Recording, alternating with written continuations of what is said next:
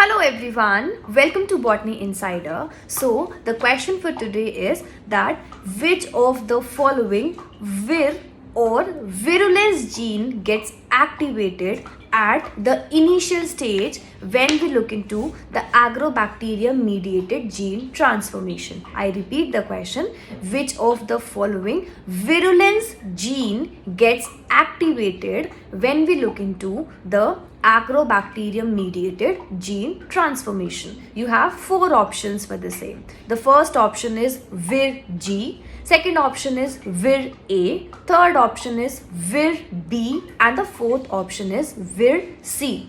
Try to find the answer for the same and write down the answers in the comment section along with the function of the vir gene which gets activated at the initial step. So get the answers on the Telegram channel and try to revise this concept in the best manner possible, because this particular concept is very important and almost every year you get a question from this particular topic. So try to get the answer for this, write down in the comment sections and get the answers on the Telegram. Do not forget to like, share and subscribe to Botany Insider. I'll see you soon. Thank you for watching.